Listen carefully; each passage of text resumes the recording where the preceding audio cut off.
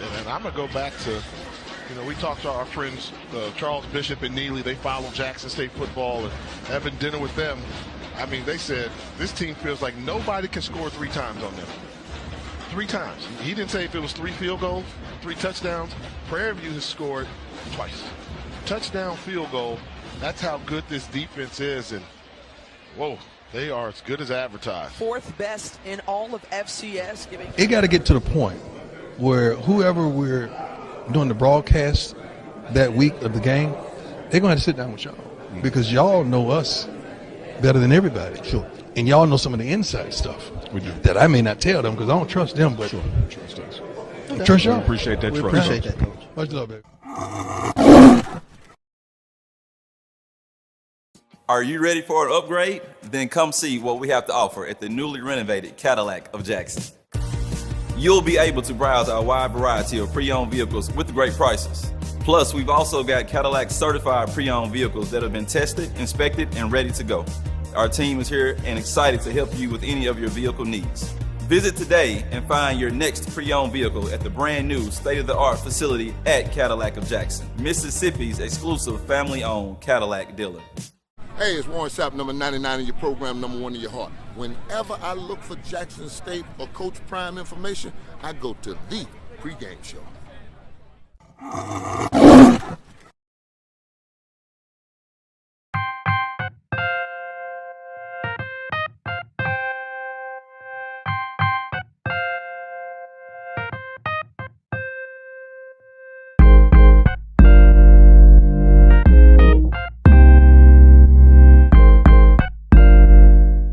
Here at Cadillac of Jackson, we are excited to show you our brand new state-of-the-art facility. Inside our luxurious showroom, come and browse some of our newest models.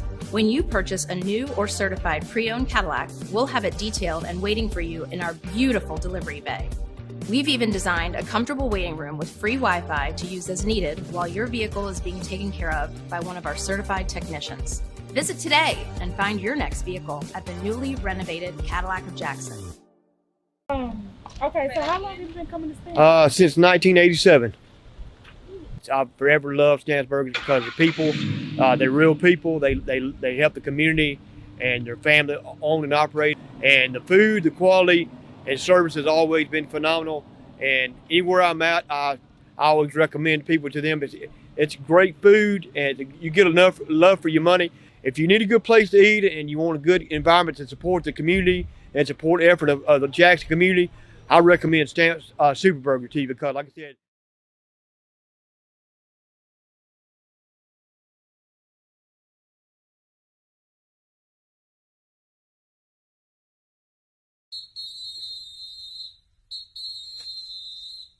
ladies and gentlemen, boys and girls, and for all those who's listening and watching it from around the world. And we are now live from the corner of Dalton and Lynch Street. It's the show where we take you inside the game before the game begins. It's the Pregame with your host, Charles Bishop and Neely. So get ready because we pregame harder than the other show's party. It's the Pregame.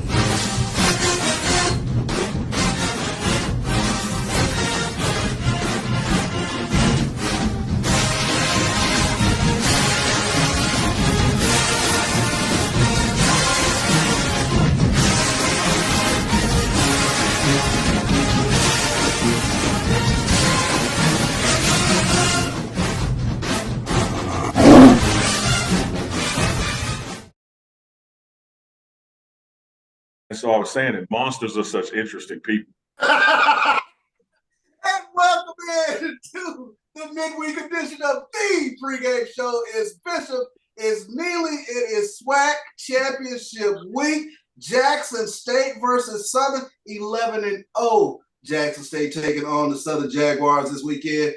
Neely, what's going on, my brother? Man, 11-0, brother, feels good. Great day to be a Tiger. Been a great year to be a Tiger. Been a great 2 years to be a Tiger. Hey, it's been great to be a Tiger since 1877. Chuck, 11-0 for the first time in Jackson State football history. Been playing football since 1911. That's the year that the Kappas and Qs came into existence. Since 1911, we've been playing football. And this is the first time ever being 11-0, but we got 2 more SWAC Championship and Celebration Bowl. The goal has always been 13-0. We're not there yet. Neely, I tell you what, I mean, it's always so boring on campus. I don't know if there's anything going on over there or not, but no, I hadn't heard anything. What's new? Yeah, I hadn't heard. Is there anything new going on? Gee whiz. No, it's been pretty rocky. Been pretty Rockies. Coors Light. You drink Coors? I used to like Coors. I used to like, I used to like them.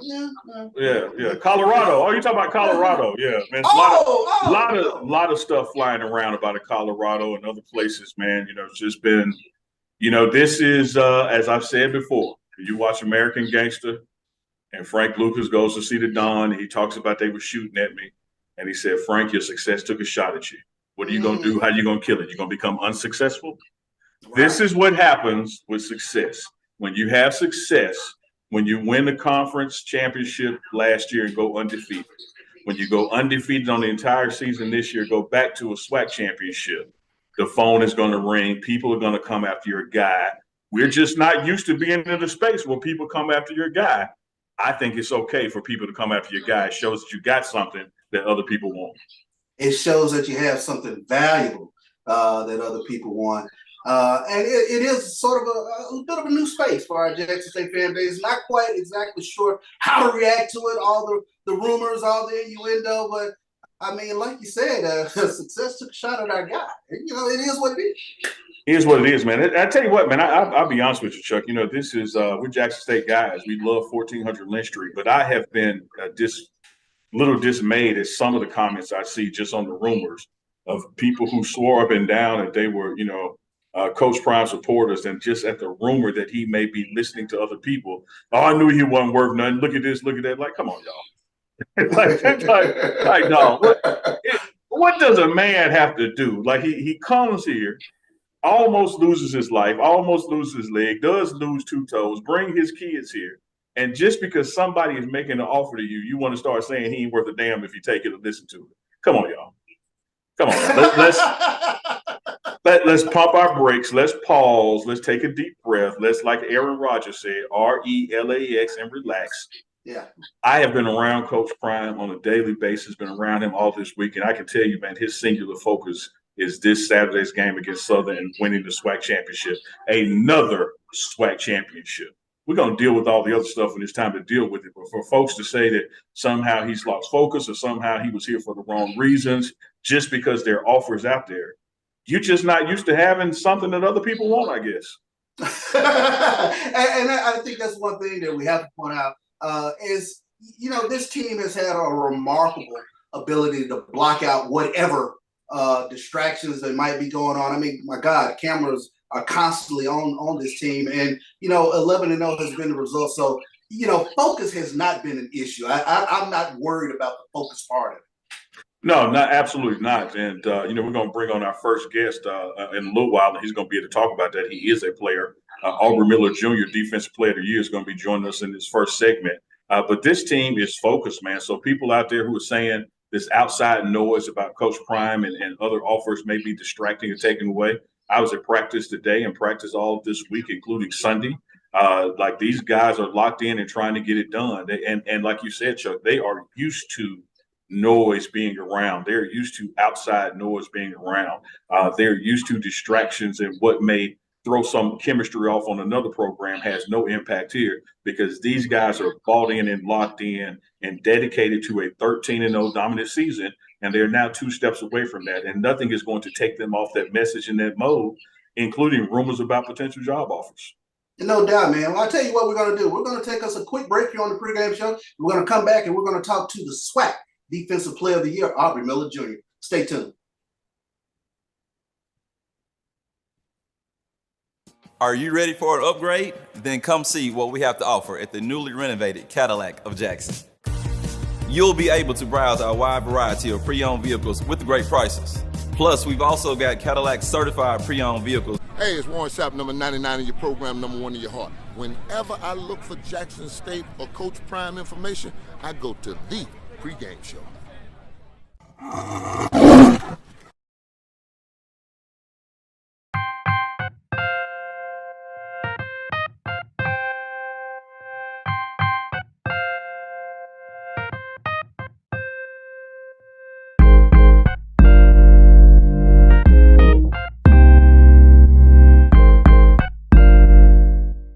Here at Cadillac of Jackson, we are excited to show you our brand new state-of-the-art facility. Inside our luxurious showroom, come and browse some of our newest models.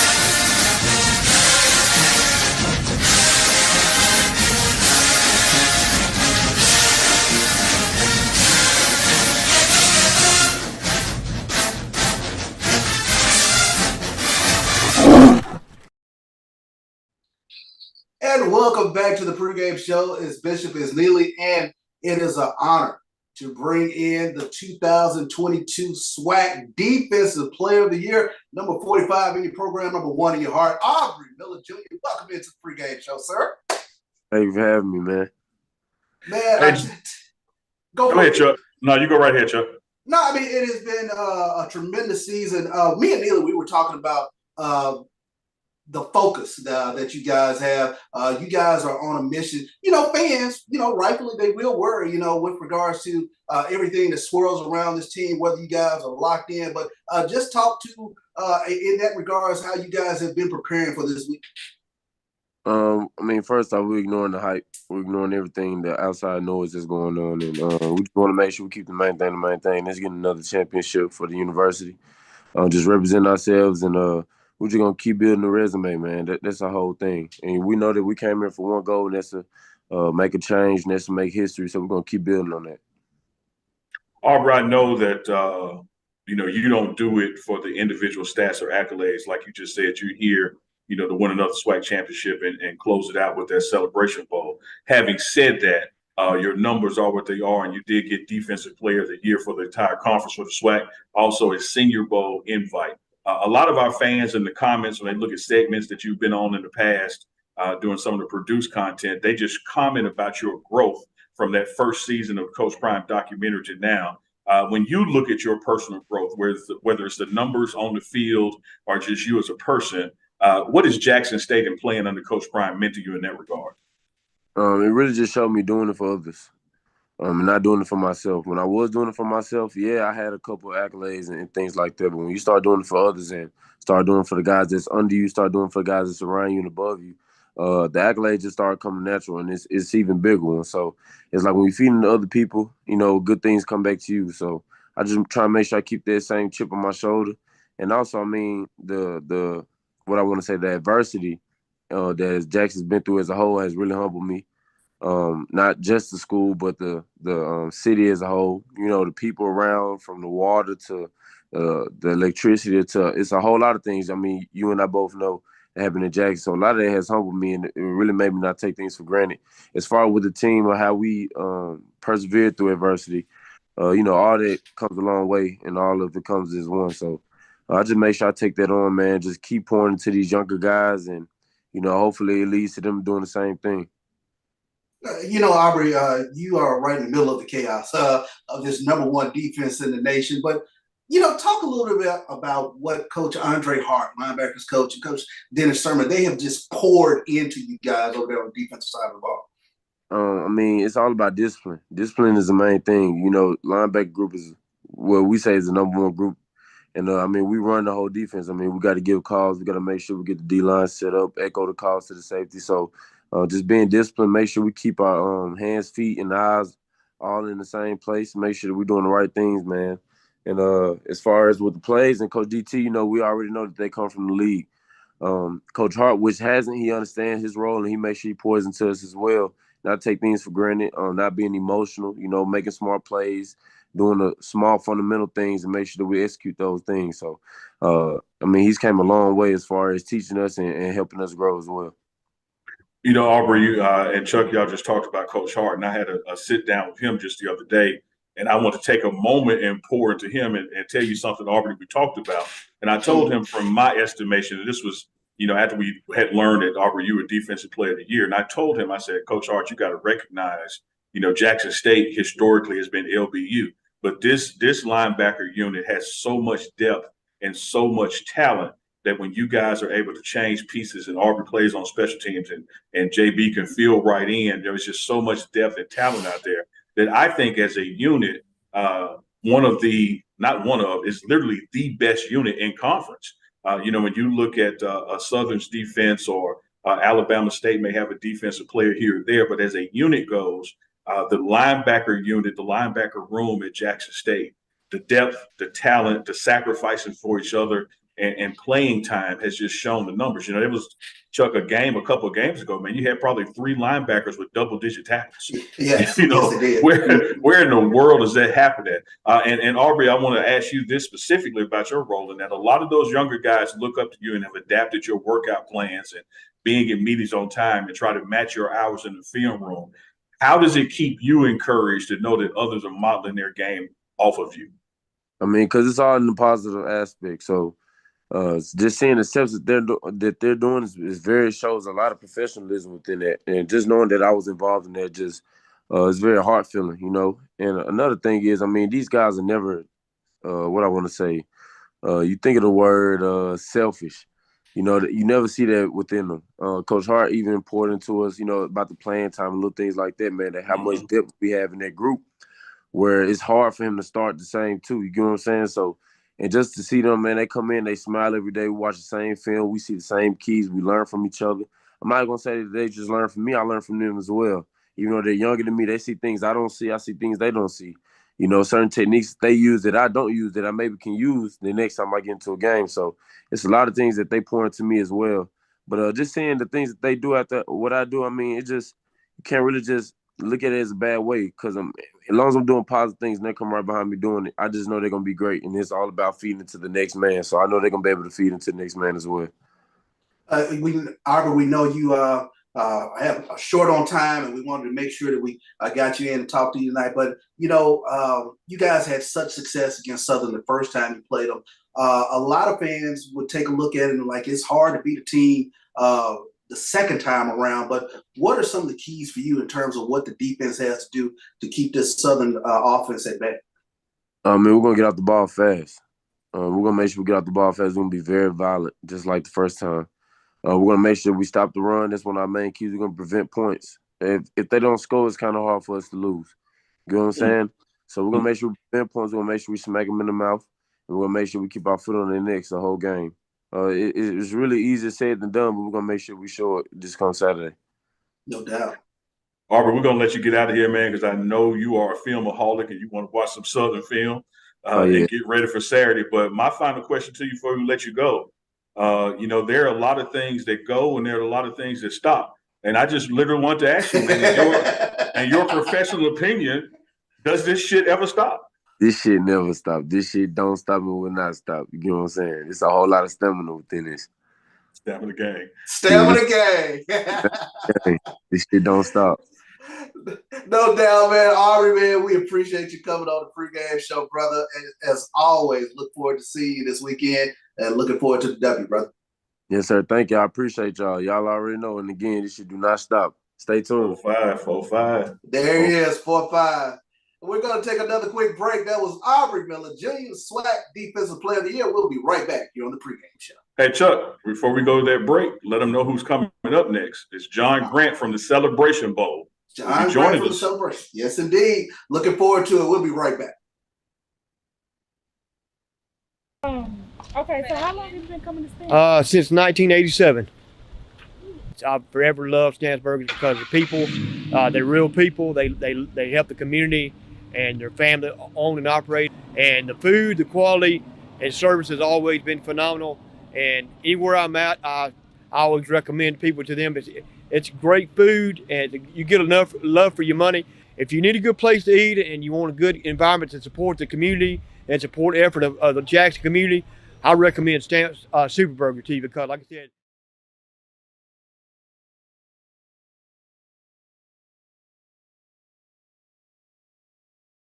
and he picks up a first down.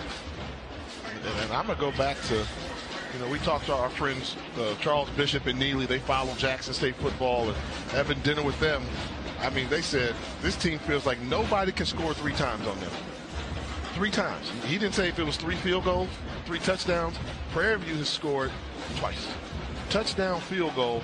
That's how good this defense is. And, whoa, they are as good as advertised. 4th best in all of FCS. It got to get to the point where whoever we're doing the broadcast that week of the game, they're going to have to sit down with y'all because y'all know us better than everybody. Sure. And y'all know some of the inside stuff that I may not tell them because I don't trust them, but Trust us. I trust y'all. We appreciate that trust. Appreciate that, Coach. Much love, baby. Are you ready for an upgrade?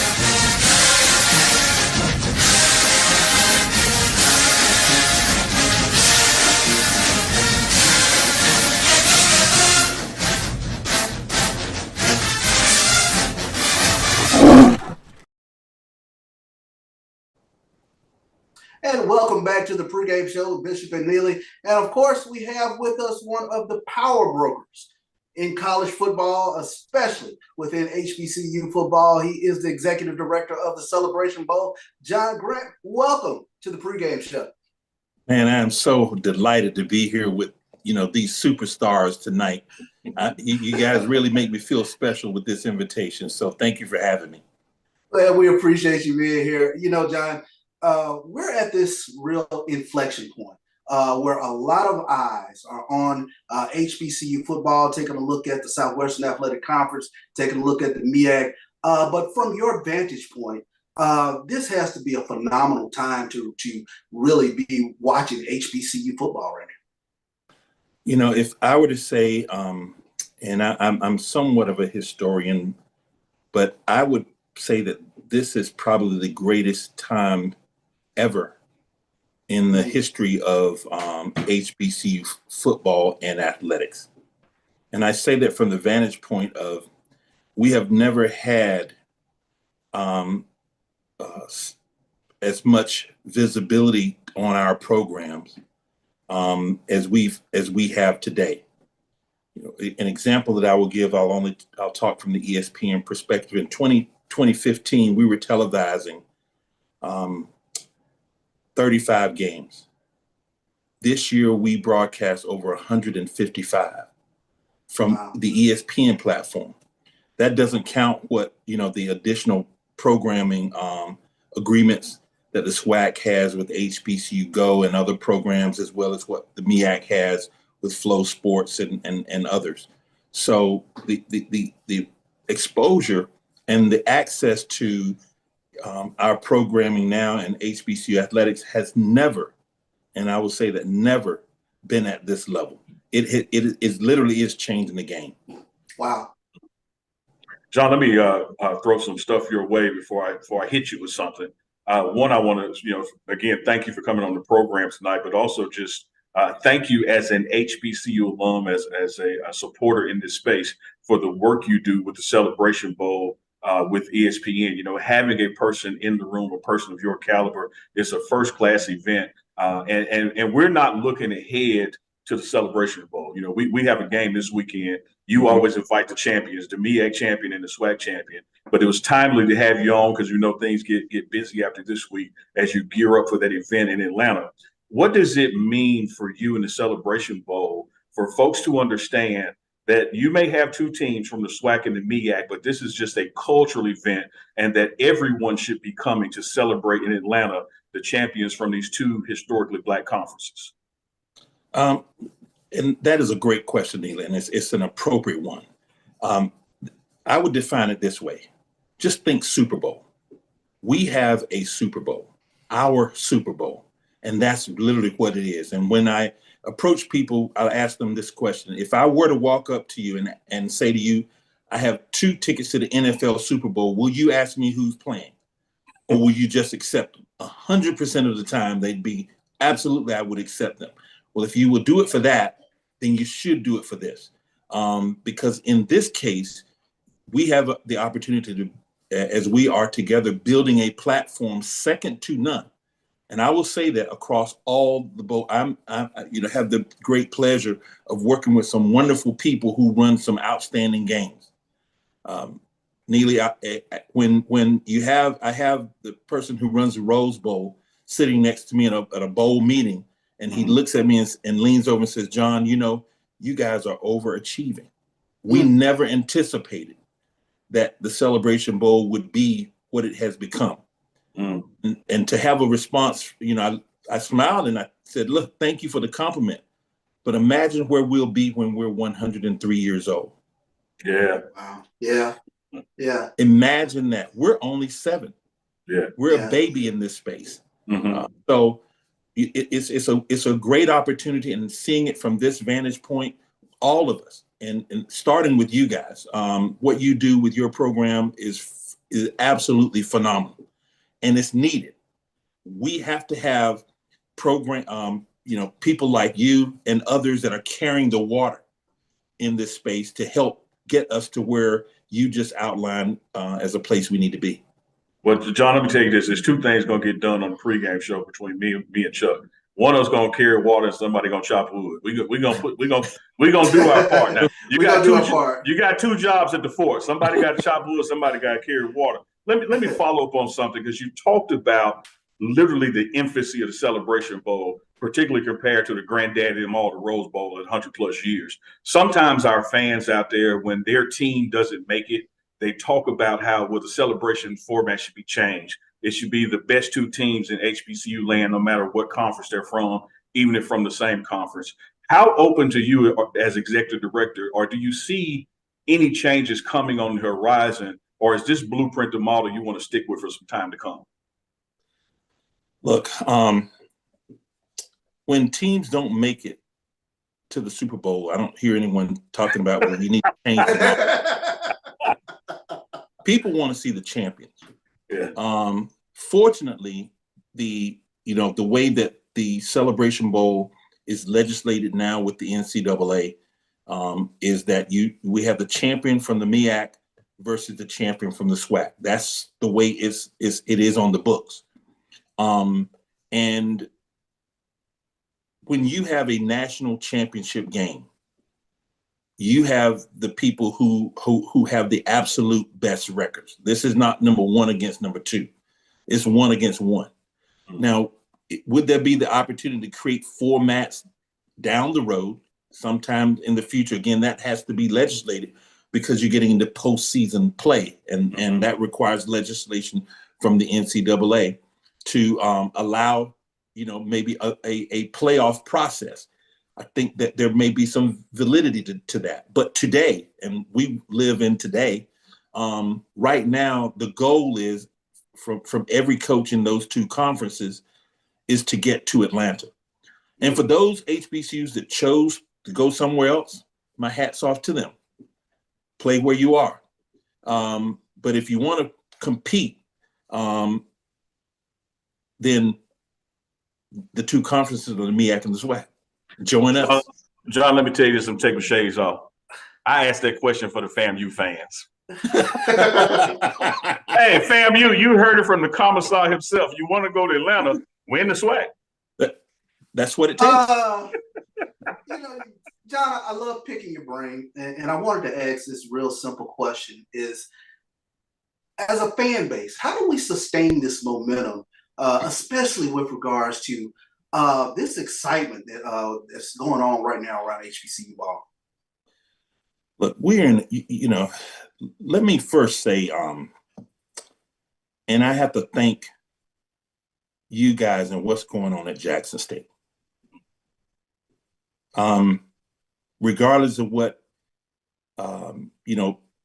people say, and I have tremendous respect for, without question, Coach Sanders and what he is doing with the program, because he has moved Jackson State to the front of the line. Mm. He has moved Jackson State to the front of the line. That is unquestionable. My challenge to Jackson State's fans and alumni, and I hear, and I'm going to quote you guys, "I love." Yes, sir. Yes. What does that mean? And then what are you doing to assure that I'll call it the infrastructure that helps get you to the front of the line, keeps you at the front of the line? Preach. Because see, this is big, what is happening across the board.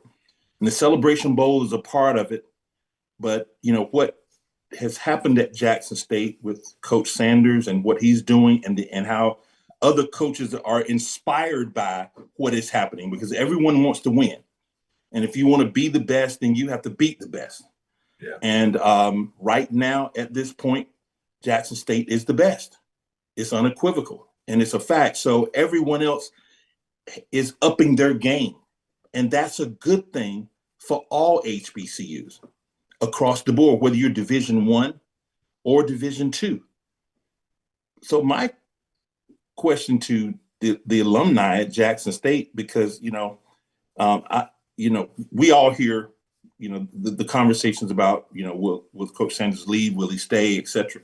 Mm-hmm. Well, what are you doing to help the cause? Because it's bigger than an administration. It's bigger than a single individual. And if Jackson State is the I love, then step up and show it. And that, whether that's at Jackson State or any other institution, here's a reality. Athletics is the front door to every institution. Mm-hmm. That is unequivocal. If I ask you the question right now, and I put a gun to your head and held it there and said, you got 10 minutes to tell me who is the president of Clemson University? But Dabo. Who's the president of the University of Michigan? Right. I'm right here in Georgia. I do not know the name of the president of the University of Georgia, and they're ranked number one. Mm-hmm. But I know who the head coach is. Mm-hmm. And it doesn't really matter, because what Georgia athletics is doing is actually putting the spotlight of the nation and the world on the University of Georgia, which does what? It helps bring student applications. It helps enrollment. It helps fundraising. Yeah. When you bring attention to it once. And I happened to be on your campus and was there with College Game Day. You all know, I'm sure, that was the most watched College Game Day in week 9 since 2009. Mm-hmm. Mm-hmm. So with that being the question, I mean, why would it be a consideration for you to have a great coach? Certainly people are going to want him. Yeah. But yeah, the alumni has the opportunity to create the environment for him to want to stay. Mm. Now, certainly, so what are you doing if it's the I love? And whether it's at Jackson State or any institution, I would say the same thing to North Carolina Central, who's coming in here, and they've got a great coach in Trey Oliver. Mm-hmm. What are you doing to make sure, as alumni, that you are doing everything possible to assure that you continue to have a winning program, because winning reaps winning? Chuck, I got to tell you this, Brother Grant. If I had on some bottoms, I would stand up and run around the room like I was at church. But I can't stand up right now because a lot of times I do these shows with no bottoms. But listen, you just preached a word right there about buy-in, about support, about stop looking for other people to do things that you're supposed to be doing yourself. And that's one of the things. Now, when you look at the numbers of Celebration Bowl, you talk about your infancy. But you will recall North Carolina A&T went to the Celebration Bowl a few years in a row.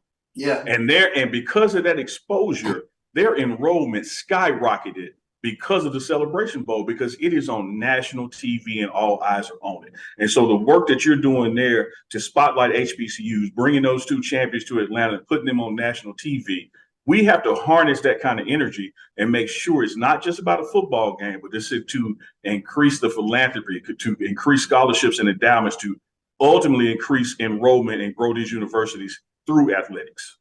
Absolutely. And let's be specific, because you just hit the nail on the head. When North Carolina A&T played in the first Celebration Bowl in 2015, their annual applications were around 7,000.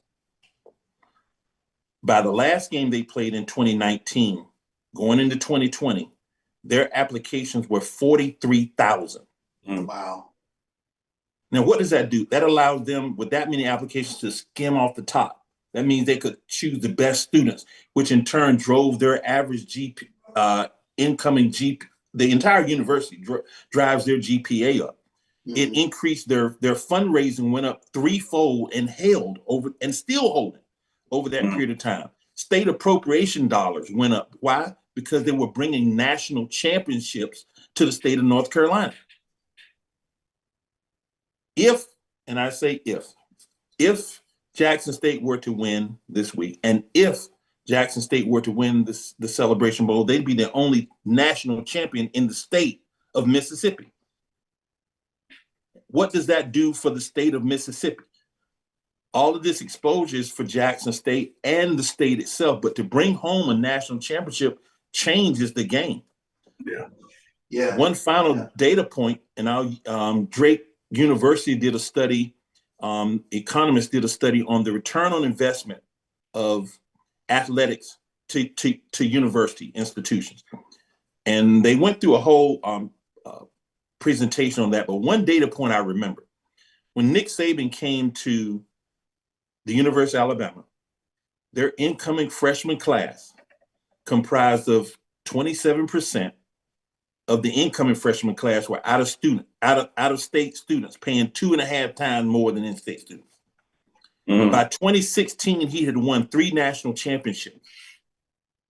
Their incoming freshman class, 63% were out-of-state students, paying 2.5 times more than in-state students. Wow. That's why they have. That's why they have an athletic endowment fund that subsidizes his salary, because the state of Mississippi, state of Alabama, as a state institution, I think they only pay him around $300,000 or $400,000. Sure, the rest. Nick comes Saban makes $11 million. Yeah. The foundation pays the rest. Why can't you do that? Why can't I'm just give you one thing. I stood at the game there and I looked and said, "Wow, you guys, you have the best fans in FCS." I'm going to say I didn't hear you say that part again. You have the best fans. I mean, in terms of the fans who come out and support. Imagine if at each game, those fans gave $25, half of them, to an athletic foundation. The way I calculated, looking at the game I was there, if you had 25,000 people, gave $25, you have over $600,000 per game. Yeah. Per home game. Just give me $25. That can go a long way to support the athletic program and support the coaches and support, the infrastructure that's required to keep winning. So listen, that's the stage that I'm going to stand on, and that's the pedestal that I'm on. And I will tell you, because I'm in the middle of it, we have to change the way we look at things. And when you change the way you look at things, the things you look at change. And the way we look at things, we measure largesse by how many people we have in the stadium. Over here, largesse is measured by total live audience. How many people are watching? There are stadiums big enough. Celebration Bowl has just a little over 3 million viewers. There's no other game even close in the HBCU space in terms of total live audience. I don't need to have 60,000 people in the stadium. I need to have 3 million people watching the game. Yeah, it is. That's where the money is. And I will take my hat off to Commissioner McClellan and Commissioner Steele, and specifically Commissioner McClellan, because he understands. And he's moving the conference in a direction that where there's going to be tremendous long-term benefit.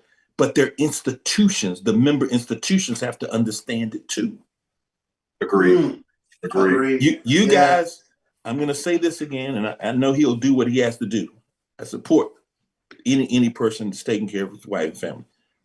But if Jackson State alumni don't do all that you can to support Coach Sanders and his coaching staff and team, then shame on you. Because I will tell you, what you think will we can do this without him, probably, but Jackson State won't be at the tip of the spear very long. And that's a fact. I mean, we can call it what we want to. We can look at it any way lens you want to look at it. But the facts are the facts. And I applaud, A.D. Robinson and others that had enough foresight to go out and do that. I applaud him for coming. I applaud the work he's done. I applaud the development for the young men. But I also recognize and I see that since Coach Sanders has been at Jackson State, there has been a tremendous bump in what's happening in the HBCU space. And I've said a lot there. But you preached. You preached. We preached. Hey, John, I appreciate your time this evening, man. I know we're, a few weeks away now from the Celebration Bowl. Jackson State has one more step in that process. You only invite the champions. So we got to take care of business against Southern, which we, 35-0. But we're going to do what we do again and get to Atlanta. Because I know how bad. I know your pitch. Now, you got to say that you want the champions. But I know how bad you want Jackson State in Atlanta. So you have my word that this Saturday we're going to do all we can and then some to get back to Atlanta. And that way you can change that backdrop behind you. And it won't be that South Carolina score. It will be a new score where a champion is crowned. Jackson State is coming for 13-0, bro. Man, we appreciate you, John. This is why I love you, Neely, and I love the fans of Jackson State because they're very passionate. But I am committed to what I say. We only take the champion. And you have to go and get that. It's not something that we hand out or we send you an invitation. We do give an invitation. And let me say to you and the fans, I'm coming to the SWAC Championship. I'm going to have 2 invitations in my possession. One of them I'm going to bring back home. One has Southern's name on it. One has Jackson State's name on it. One of the schools going to get one. The other one I'm bringing back. Now, John, I'm going to preface. I'm about to preface something now. I'm about to say something to you, and I don't want you to respond. Okay, I don't want you to respond. I appreciate you bringing the 2 invitations. I appreciate you taking Southern's back with you and giving us ours. But when we win in Atlanta, I need one favor from you. Hand me the check this year so I can see that it gets to the right place. I'll talk to you later about that, John. Don't mail it. I'll come get it. John, man, we really appreciate you stopping by the Pregame Show, man, and providing us those data points. You are one of the true power brokers in college football, and especially within HBCU football. And we just appreciate everything that you do with regards to this platform that is Celebration Bowl. Yes, sir. And guys, thank you for what you do. I mean, you have authentic commentary. And I watch everything you produce. So thank you as well. We appreciate it. Thank you. Y'all heard it from John Grant. He is the executive director of Celebration Bowl. He'll be in town for the SWAC Championship, of course, to extend that invitation to Atlanta to one of these 2 teams. We know which team it'll be. We're going to take a real quick break, and then Chuck and I'll be back to wrap up the show. The Pregame Show Live, weekday edition. John, we appreciate you. Y'all, we'll be right back. Hey, it's Warren Sapp, number 99 in your program, number 1 in your heart. Whenever I look for Jackson State or Coach Prime information, I go to the Pregame Show.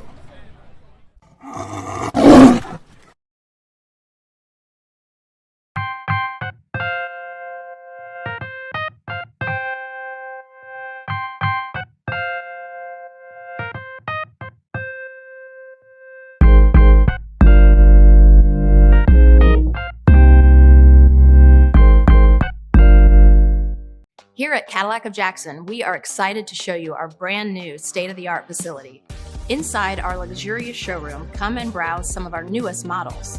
When you purchase a new or certified pre-owned Cadillac, we'll have it detailed and waiting for you in our beautiful delivery bay. We've even designed a comfortable waiting room with free Wi-Fi to use as needed while your vehicle is being taken care of by one of our certified technicians. Visit today and find your next vehicle at the newly renovated Cadillac of Jackson. Okay, so how long have you been coming to Stanford? Since 1987. I've forever loved Stansburg because the people, they're real people. They help the community and their family own and operate. And the food, the quality, and service has always been phenomenal. And anywhere I'm at, I always recommend people to them. It's great food, and you get enough love for your money. If you need a good place to eat and you want a good environment to support the community and support the effort of the Jackson community, I recommend Stamp's Super Burger to you because, like I said,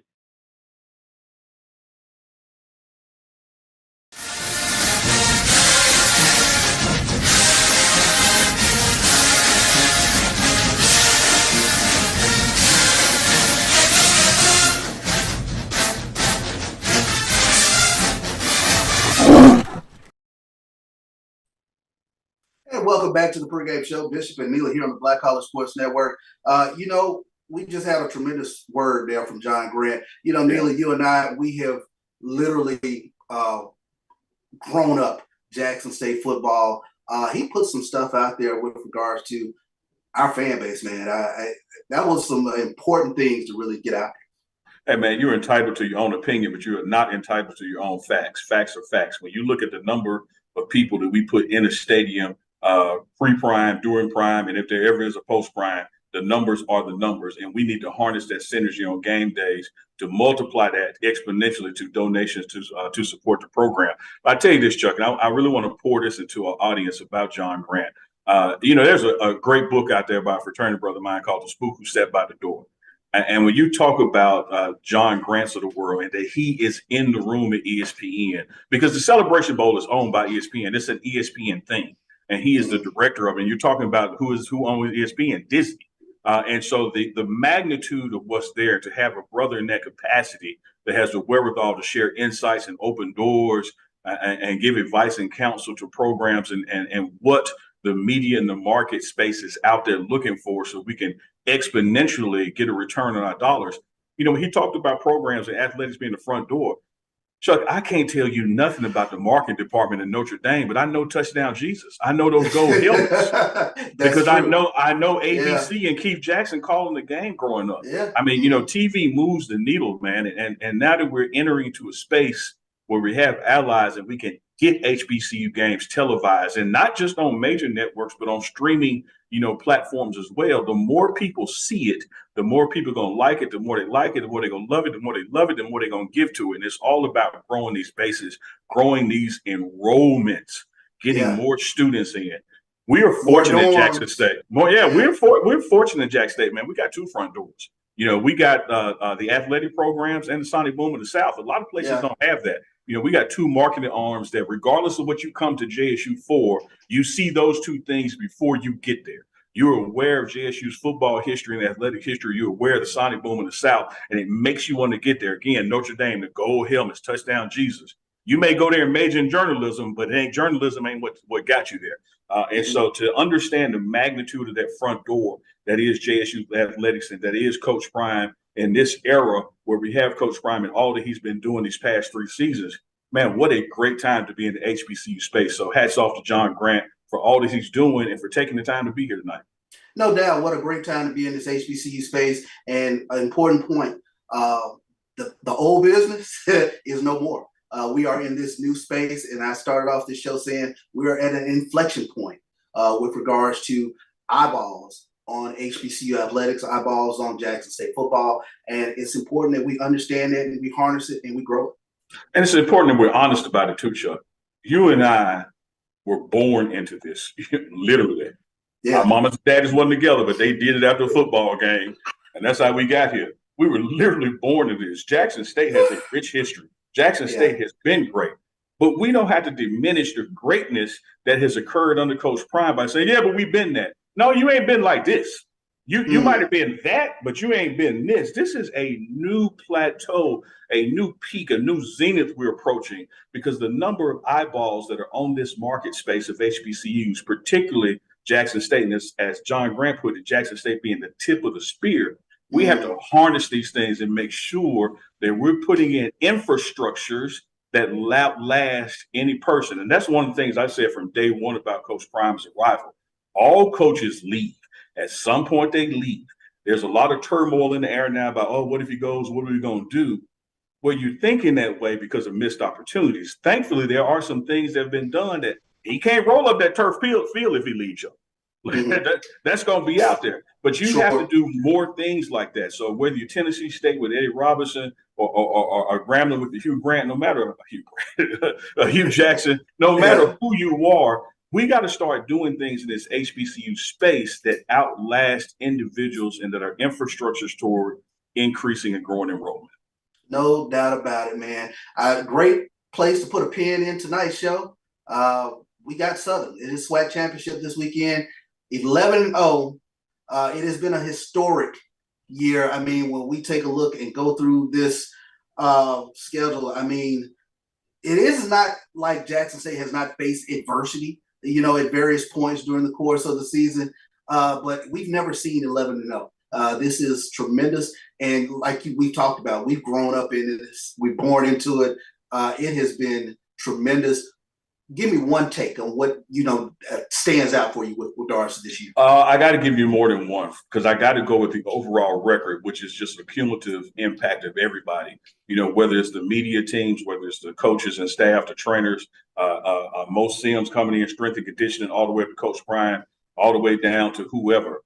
So we got to recognize it took all of that to be 11-0. But one of my true takeaways is the one I started the season with. And this is my I told you so moment for the last day of November. I told you this defense was going to be damn good. I told you this defense was going to be the greatest defense in Jackson State history. And I'd be damned if we didn't get all the way through the regular season undefeated. And it was that defense. It was that defense that saved the day a lot of those times. I'm not talking taken away from my offensive player of the year and Shedeur Sanders, who, by the way, got absolutely robbed with the Connolly Award. Why don't y'all just pull out a gun and just take it from people? Last year he threw for 30 touchdowns, 3,000 yards, and they said, yeah, but he's a freshman, and so you gave it to someone else. This year he does it again and then some, and who did they give it to? A freshman. Come on, y'all. Come on, y'all. Come on. That's a great point. Like, stop I'm playing. glad you brought that out. Like, they've been giving this award out since 1996. I'm going to get back on the defense. They've been giving this award out since 1996. Mississippi State has won 9 times. Ole Miss now 11 times. Even got a Millsaps win in there somewhere. One of our true chances before is with T.C. Taylor. I want to point out this award started post Steve McNair. And so when you get past McNair's, when this football player of the year for the state of Mississippi started at the collegiate level, and all college programs are in it. T.C. Taylor lost to Eli Manning. I think it was Eli's second time. But you're like, okay, shit, it's Eli. I know. I mean, it's that. But when you look at what happened this year and look at the impact and the numbers of Shedeur Sanders, and that his team is undefeated and in the SWAC championship, and no disrespect to the young man, the freshman running back at Ole Miss, I think they're 8-4, 8-5. I don't know what their record is, but come on, man, this was the year. Like, what we got to do? Walk on water to get the award? I don't know what we got to do. Yeah. Chuck, that was a rant off topic. Now let me get back to defense. I told y'all this defense was going to be great. Yes. Y'all said, man, we lost Antoine Owens. We lost James Houston. Ain't no way that defense could be better than the one last year. We get to the end of this season, barely giving up an average of 10 points a game. The next closest person in points allowed is actually who we're playing this weekend. Southern, they're giving up almost 21 points a game. This is a great defense, man. It's a historic American defense. What Dennis Thurman has done, Jeff Weeks, Andre Hard, Coach Mathis with the secondary has just unbelievable. So if you ask me, like, what's that thing other than the record? Because the record is the record. That's there's a reason that ain't been done before. That defensive unit is special, man. It is absolutely defensive unit is special, and I think one of the things that I take away is this familial, this family atmosphere that is over there at that Walter Payton facility. These guys love each other. They look out for each other. It is tremendous to watch how they bonded during the course of the year, all the way to 11-0, and the mission is not complete. They still are focused, and fans need to understand that they're still focused on the end goal, and that is the celebration goal. I can tell you, Chuck, because I have the blessing of being around these guys on a daily basis in their home at that Walter Payton Center. And what you see the fans chatting about on social media, they ain't talking about. They don't sit around and talk about, I wonder is Coach Prime going to be here next season. No doubt. It looked like we lost Neely for a quick second, but as follow up on his point, I mean, that Coach Prime was leaving. If you take it back even before last year, this time when he was in the hospital, y'all said he was leaving. So this ain't nothing new to them. These guys are focused on winning this game and going back to Atlanta. The goal was 13-0, and you had to do that 1-0 1 week at a time. We now completed 11 of them. You got 2 more to go. SWAC Championship, Celebration Bowl. That's what this team is focused on. And the players are not distracted at all. The coaches are not distracted at all. Coach Prime even told you, I'm used to this. I'm used to noise around me and people talking about me, whether they're right or wrong. I'm locked in on this game and winning this game this weekend. That's what focus is. that's where the focus is, man. We look forward to it. The pregame show, we've been bringing it to you hot and heavy since Miami. Looking forward to the fan base and coming in to get this W here for the SWAC Championship. Trying to go first time since the 1995-96 season where this Jackson State team has gone back-to-back to win a SWAC Championship. It is going to be an electric atmosphere. Who better than to bring the Southern Jaguars in for this SWAC Championship? It's payback time, guys. Chuck, when you count him being the head coach of Prairie View for the SWAC Championship and you count this L that we're going to hand out Saturday, that's going to be 3 losses for Dooley in a year at the vet. So, maybe we'll name a bathroom after him or something. I don't know. What a way to end the show. Oh no, that ain't the end. You got to give me my softball. That wasn't the end. That just popped in my head when you brought it up. Well, Neely, let me give you the final word, man, as we close out this episode of the pregame show. Hey, final word, Chuck, that you always give it to me, and I bring it like Nasty Nelson on Boomerang. Look here, man. Everybody likes it wet, but it ain't going to be wet this weekend. So I wonder what Southern's excuses are going to be, because they said they only scored 0 because it rained, as if it didn't rain on our side of the field. Chuck, we put up about 21 points before the rain. They put up 0. If it's not going to rain, 21 times 2, 42. 0 times 2, see y'all soon. No better place to put a pin in it than right there. It's Bishop, it's Neely, it's the pregame show. Neely has called his shot. We look forward to it this weekend here on the Black College Network. This is the pregame show. We'll see you Saturday. Coming live from Colorado next week.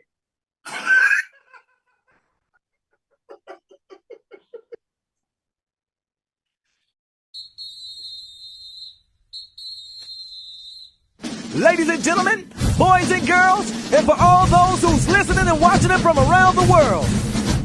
And we are now live from the corner of Dalton and Lynch Street. It's the show where we take you inside the game before the game begins. It's the pregame with your host, Charles Bishop and Neely. So get ready, because we pregame harder than the other show's part. It's the pregame.